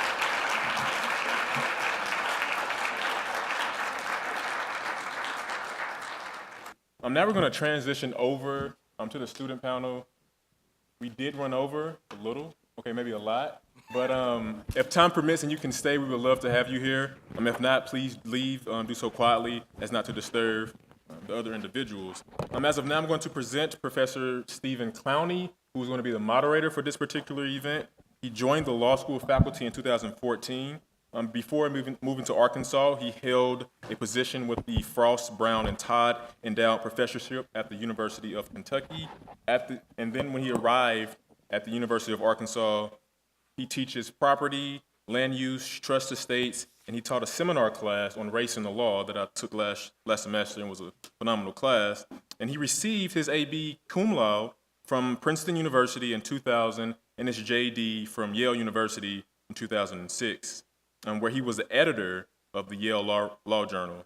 Prior to entering academia, Professor Clowney served as a law clerk in the chambers of the Honorable Aldriest, is that correct? Sounds good. In Santa Barbara, California. He has also worked for a legal consultant in Hawaii, a college admissions officer, and a grave digger. His main areas of research include that of zoning regulations, the history of cities, handwritten wills, and the presence of violence in the informal use of properties in the system. Professor Clowney and other interests revolve around, the Pittsburgh Steelers, surfing, bad fantasy, adventure novels, and Irish punk music. So let's give it up for our panel and our moderator, Professor Clowney. Okay, I promised to have you out of here at 7 o'clock, so we'll just have time for a few questions with some real luminaries from our student body here. You guys could just take a minute to introduce ourselves. Introduce yourselves. That might be helpful. Yep. So my name is Stacy Brooks. I am a graduate student here in the Microelectronics Photonics Department. I hail from Sherwood, Arkansas, which is around the Little Rock area.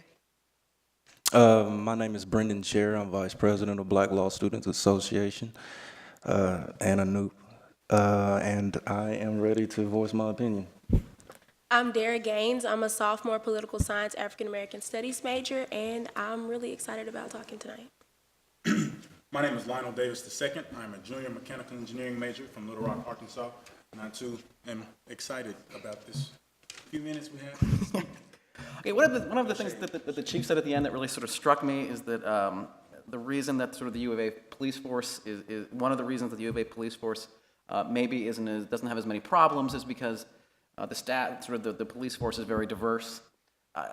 Is this the answer to sort of some of the problems between minority communities and police, right? Is it just a question of having more cops, right? So the hypothetical I'll start with is if you get pulled over at night, it's sort of dark, right? And you see that the officers are a white guy and a black guy.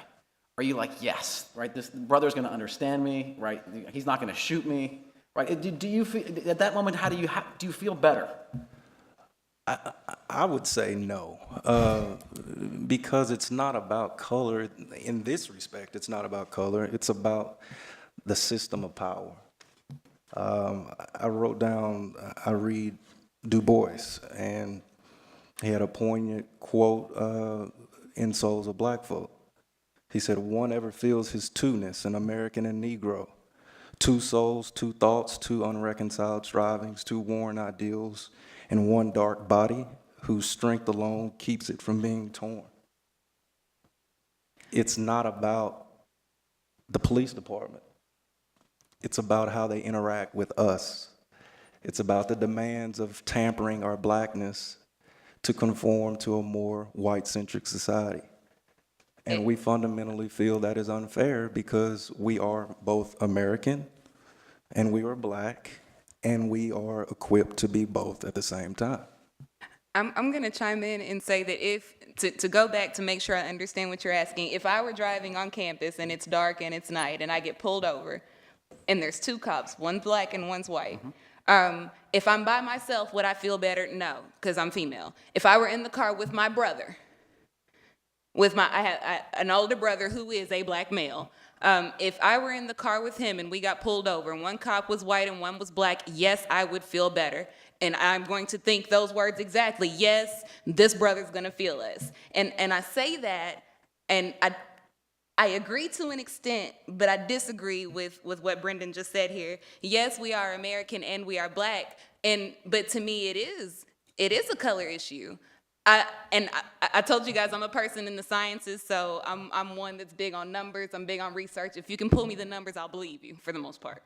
And there was research done by students at Northwestern University and the University of Virginia that compiled a group of studies that show that generally speaking, the average white male or white female either assumes that black males have some type of superhuman strength and ability to withstand pain and physical attributes. That's a lot of how our black men are perceived. If we shoot you, you're not gonna die, so we gotta shoot you 15 times.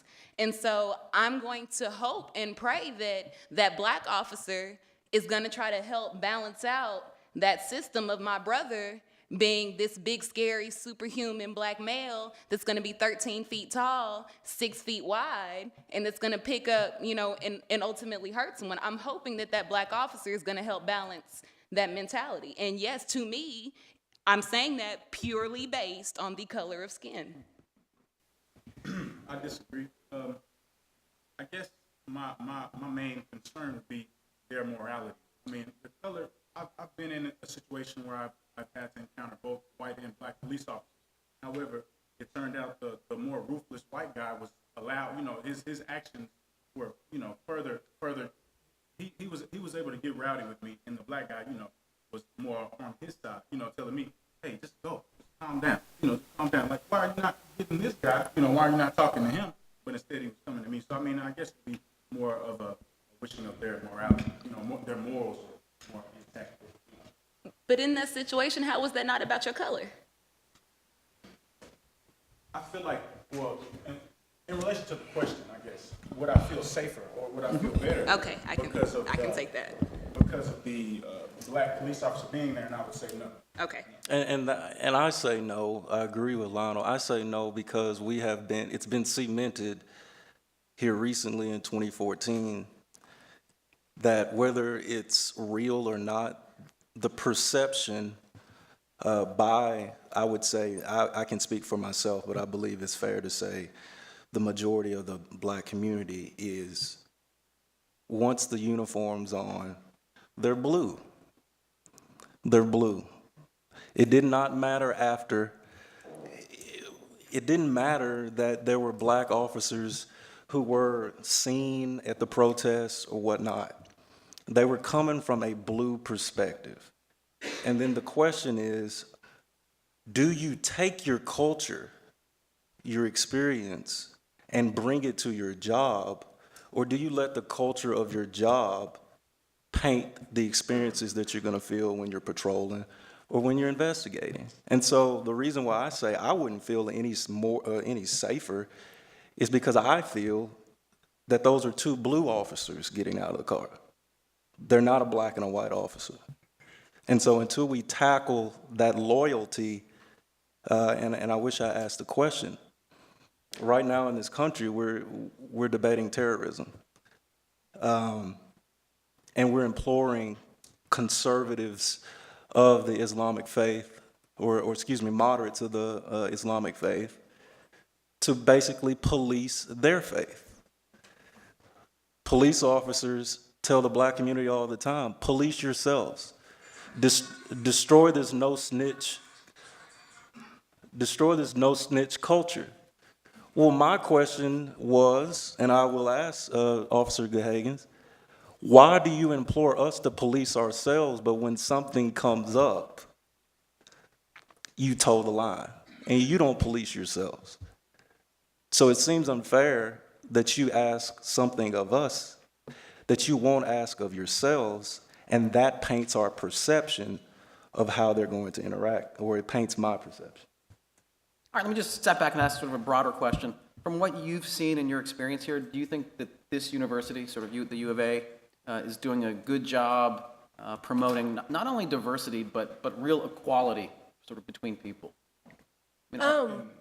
Personally, let's see, promoting diversity. I say they're promoting diversity, but what do we see from it besides more black people at the school? Like, just walking around next to white people or sitting in class next to white people doesn't mean it's a diverse setting. It just means you have some specks in the room instead of just a big white blanket. But I think that as far as equality goes, a lot of things that we do here on campus are like majority rules things. Like, I'm an ASG, I'm a senator, and a lot of times it's really hard to get the majority white Senate to understand what I'm saying when I say, oh, most of the people I talk to feel like this about this, and they're like, what are you talking about? So I don't think the school is very equal, but I think it wants to be.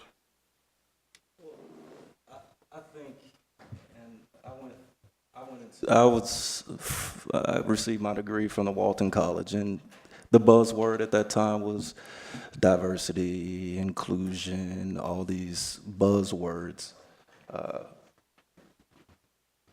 It's beyond the look. Those who are successful have a diversity of ideas, a diversity of background, a diversity of lived experiences. You can be diverse. There can be a diverse room of all black people. So merely saying that because we mix up the color, that it's diverse, shows how little you know about the problems. Are you saying we have too many bougie black people here? No. On the bougie I'm gonna step away from them. So I actually spent part of my lunch today rereading The Miseducation of the Negro just for this. I tried to do that to prepare myself just for this. I spent my lunch rereading that book and addressing the bougie Negro. I think Carter Woodson hits the nail right on the head. The thing with bougie black folk, to me, to Stacy, just to make that clear, to me, is that we have been taught our entire lives that once we get an education, that's gonna make life better for us.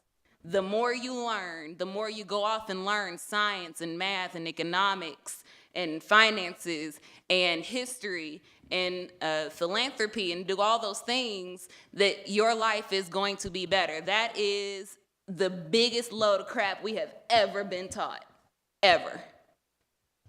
Because knowing all of those things, Carter Woodson argues that doing all of those things just breeds self-hate within our culture. Because now we go back and we've gone off and we've got these fancy educations and we're so smart. We've got these titles, we've done all this research, we know all this stuff. But now when we look back on our own people, we look at them and we don't like them because they lazy. And they don't know nothing, they stupid. They don't do nothing but farm. They got a banana truck, they broke. And having that mentality to ourselves is hurting us. The most valuable education that black people can get for black people is to learn how to meet us where we are. And there's no need to feel that you have to be a doctor of philosophy in whatever field if you can't do anything to bring your community. If you can't reach back and bring your community up with it. And so one of the arguments that he made is that you have all these people that go off to fancy universities and get these educations, but then you've got the person over here that utilized what goes on in the black community. They started an ice truck or got a banana truck and went to the black community and made money for the black community because that's where the need and the demand was. And we just like you said, we get to be bougie black folks with our fancy educations and our nice suits and pretty dresses, and now we don't care about ourselves. We've whitewashed our mentality. Right. Well, it also gets to responsibility. You have to fight, and I've had to fight it. I think anyone who is striving for more has to fight the question, if I can do it, why can't he? When I've grown to know that the better question is, why only me? Or why only a few of us? That gets you to the question of how do we make more of us as opposed to painting the rest. And I think it goes to feeling like you have a stake in this, feeling like that you can put things like this on, feeling like you not only have to say what you believe, not only have to participate in what you believe, but you have to believe all of those things. I know it sounds crazy, but you can say what's right, You can go to the square and march after Michael Brown, but if you don't really believe that what went on has an effect on your life, then the foundation of what we need to move forward won't be there. Anyone can believe in their living room. Anyone can believe when they're sitting in a group that looks like them on a couch. But are you willing to fight for that diversity of ideas, that divergent opinion, in the face of others who ardently disagree with you? It seems like we cow down to those who strongly believe in things that we don't, as opposed to fighting harder. I agree with what you're saying. I guess my main, push would be black apathy, more or less. Because we're talking about bougie people, but are they an influence? Yes, but I feel like once they get that far, it's a lot harder to convince them, of this life. So we should change our focus to the people who I guess more impoverished in these more urbanized communities to increase black apathy. Because I feel like that would have a more direct effect if we start from the bottom up instead of these people being at the top and trying to, help them see where the problems lie below. You understand? I work with kids, with sixth graders. I teach sixth graders math, sixth and seventh graders math and science. And what I have learned by being put into the school systems is there are certain conditions in which a child will not learn, point blank, period. Those conditions include if they don't want to, if they have no interest at all, if they simply do not want to learn, they're not going to do it. And then two, if their basic needs have not been met, if they are not clean, if they have not been fed, if there is no shelter at their home, under those conditions, children will not learn. And so it doesn't matter, me and all of my infinite knowledge, that's what they think you know everything. But me and all of my infinite knowledge, there's nothing I can do for them until their needs have been met. And that translates to the black community. There's nothing we can do to lift up our people until our basic needs have been met. All of us that go off get these educations, we may want to reach back, but if we don't address systematic oppression, if we don't address disproportionate incarceration rates, if we don't address broken homes and the absence of the male presence and get down to the reality of why those things happen, it doesn't matter how many of us go off and try to do these great things. We've got to meet our people where they are. All right, we are over time, so I'm going to exercise my moderator's prerogative to ask one last question. I think this panel has been wonderful. I'm totally impressed by the turnout. But talking about this stuff is, I find, very emotionally exhausting. In some ways, it's depressing. So I want to end with a positive question. I'd like to ask each of you, right, what you like about being black. Right? I think we generally sort of forget that, blackness is not all bad, right? There's a beauty to blackness, right? So I want to end on that note. Lionel, I'll start with you. What do you love about being black? That answer could go so far, but I'm going to stay within the bounds. It's cool. I mean, why? Why not? It's just the coolest thing ever. That's it. Because my dad is? I don't know. I mean, no, seriously. I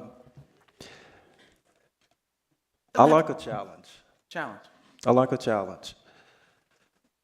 I think you're living under a bridge if you don't think that it isn't a challenge to be an African American, and for me, an African American male. Being a steward of blackness is something that was very much preached to me by my father, who picked cotton, they sharecropped. I mean, every experience that we read in the books, I was, through having 5 generations alive at the same time, was able to not take someone's word for it, but hear someone's words about it. And the responsibility that we have, I think that's where we're messing up. The black apathy, as Lionel said. A lot of us don't want to fight fights in which the odds are against us. It takes very little courage to fight battles that you know you're going to win. We got young adults here. It's like, are you really that good at Madden if you only play on junior varsity? I mean, do you want a challenge?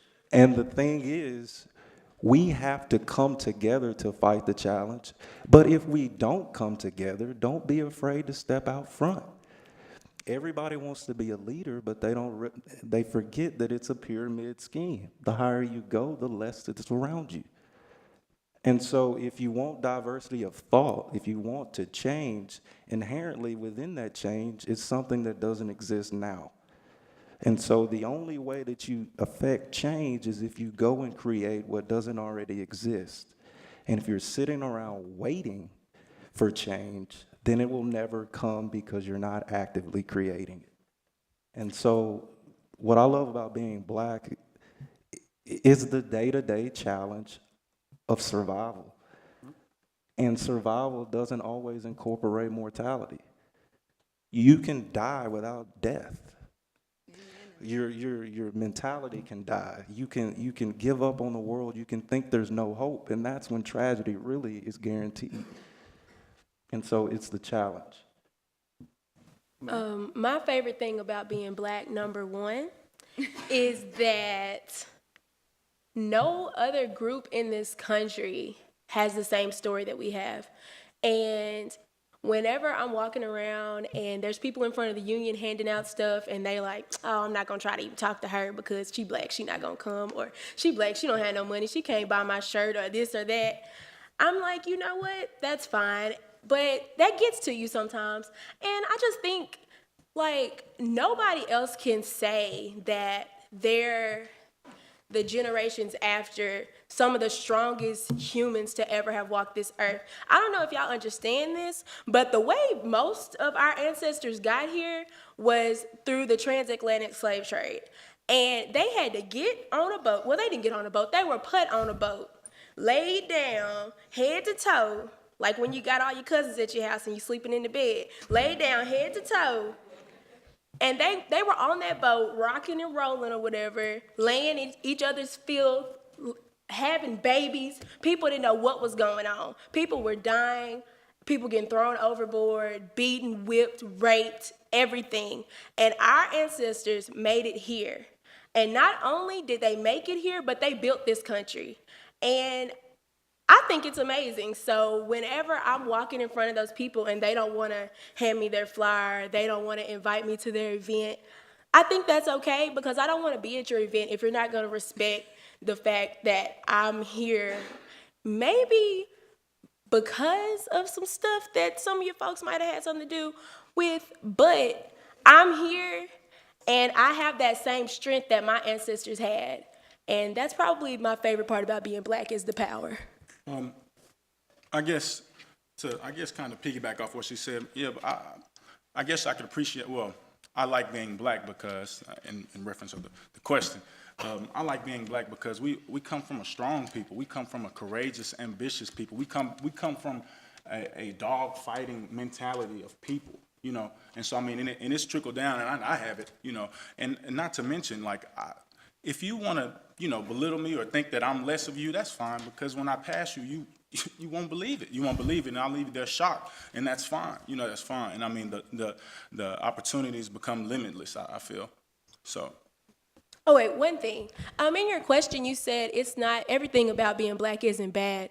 There's nothing bad about being Black. Well, it's something that the system imposes, right? The system imposes costs. Well, I mean, there are bad things, but inherently being born Black isn't a bad thing. There are bad things that may come because of the system, of that, absolutely, but not necessarily bad things with your Black skin. Okay, so my favorite thing about being Black is the omnipresence of the Black genetics. You can't go anywhere in this world without having a gene that comes somewhere from us. You can't. I don't care. I don't care if you have the blondest hair and the bluest eyes. I guarantee you. Rhythm.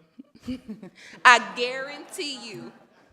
And it's beautiful. And I love the versatility of it. I love the different hues and shades that our skin comes in, and I love the different textures of our hair, and I love how we can make a song out of literally anything. I love how we can take a pencil or a stick and it's a drum, and I love how, I love it all. I love, and it's built in us genetically. I love our DNA. That's what I love about being Black. I just want to thank you on the panel for sharing. Again, this was sort of very short, but I hope somewhat helpful.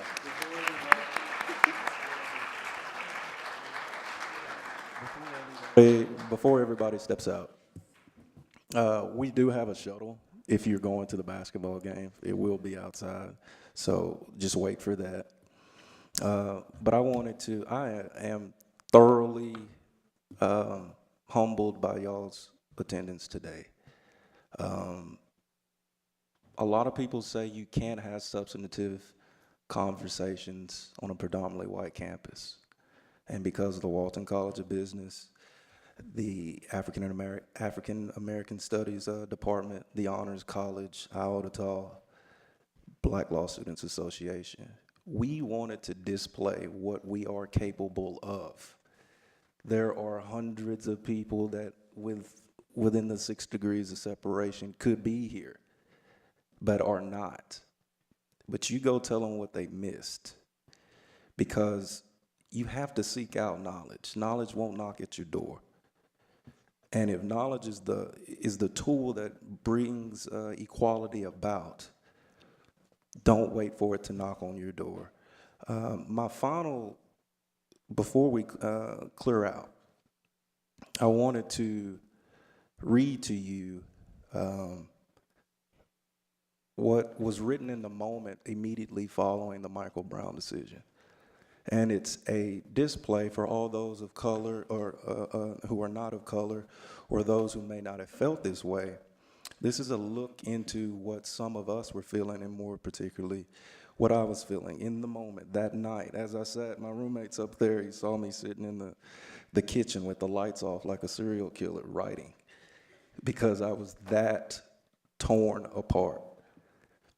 It says surreal, marked by intense irrational reality, a dream. In this case, it's not a dream, but an unobjectionable nightmare. A nightmare parodied by token disbelief that no American has the right to feel. There is a fully unclothed truth that was just rolled before our eyes tonight. That truth is, we do not share in the full spectrum of protection that those around us are comforted by, wrapped in, and securely feel. There is a tug of war that we are implored to endure that is both exhausting, relentless, and oftentimes borders on psychosis-inducing. To be faced with all truly good that America offers, but to never experience the totality of her protection. The equal protection under the law that we are told exists is dangled out in front of us as we stand chained with our fingertips outstretched, desperately flailing at what is in view but out of reach. It isn't always that we want swift justice. Don't listen to them when they say that. We want promises kept. We are told that our Creator endows us with life, liberty, and the pursuit of happiness. But my God does not endow the undervaluing of life, the disrespect of justice, and restraint of happiness that inundates our everyday lives. These follies, lies, and shortcomings of the system are man-made, and as such must be fixed by man. I was blessed to have that permission from my father, who some here know, to strive to accomplish all you dream. And it sounds cliche, but not everybody here gets that unconscious permission that we all need. And I challenge every single one of you to be that permission for someone, to be that rock if you can hold them up, to carry the load if you have an elevated capacity, to not let people fall through the cracks because you don't feel like it. And so today, know what you can accomplish. Chase your dreams, fight for equality. Don't just talk about it, don't just participate, believe. And I appreciate y'all coming out. We're going to try and do this as much as y'all want. If you're a part of any organization that wants the help from the law students, Black Law Students Association, Black Grad Student Association, just holler at us. Because we love doing this because y'all care, y'all want to be informed, and this means something to you or you wouldn't be here right now. So thank you. Give yourself a round of applause.